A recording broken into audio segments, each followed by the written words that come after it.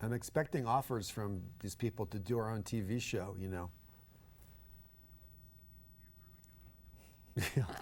Hi, Candace. Morning, Candace.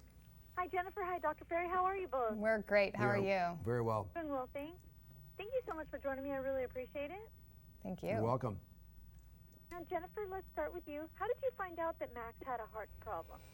You know, I found out at my 38-week appointment. I went in for just a routine exam, and they did not get a good heartbeat on him. So at that point, they took him, and we discovered he had tetralogy of Fallot, which is a severe heart defect, and that he would require open heart surgery. A week later, they needed to put in a pacemaker, a St. Jude medical pacemaker, because he had an arrhythmia problem. So overall, he's had 9 interventions of various things, and he's going to head in this summer for another one.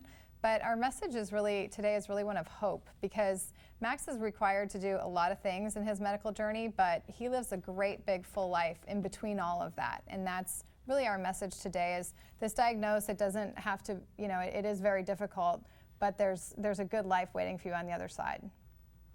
And Dr. Ferry, you work at the hospital where Max got a pacemaker that saved his life. How common is this problem? Well, it's more common than many people think. It's 40,000 babies a year in the United States are born with a heart problem. That's like 1 every 10, 15 minutes.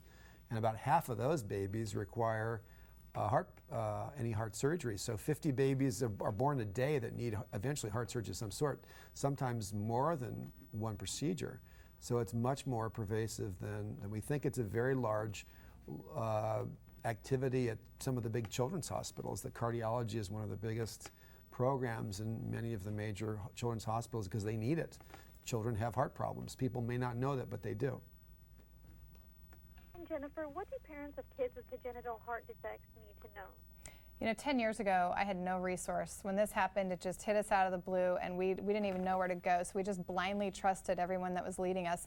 Fortunately, we had very competent, and we got great advice. That's not always the case. So we're so excited about this partnership with Mended Little Hearts and St. Jude Medical, because they're coming together to provide an online resource for families to answer all the questions that you might have from diagnosis all the way through to these kids becoming adults.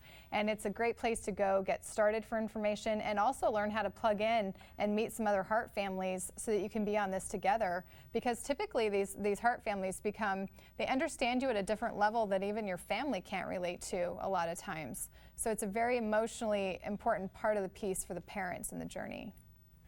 And Dr. Ferry, what warning signs should parents look for, and why is it so important to children and adults to diagnose heart defects early? Well, the warning signs usually occur in the first week or 4 weeks of age that typically are poor color to the skin, like a bluish tinge to their lips or fingernails, poor feeding, rapid breathing, poor weight gain.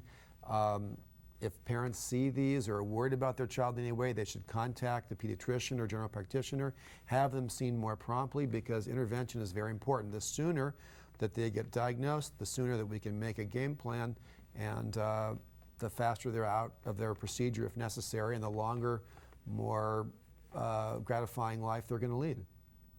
Well, thank you both so much. Where can we all go for more information? You can go to sjm.com/weheartkids. Well, thank you, Jennifer. Thank you, Dr. Ferry. I really appreciate it. Have a great afternoon. Thank you. Thank you very much. Thank you. Bye-bye.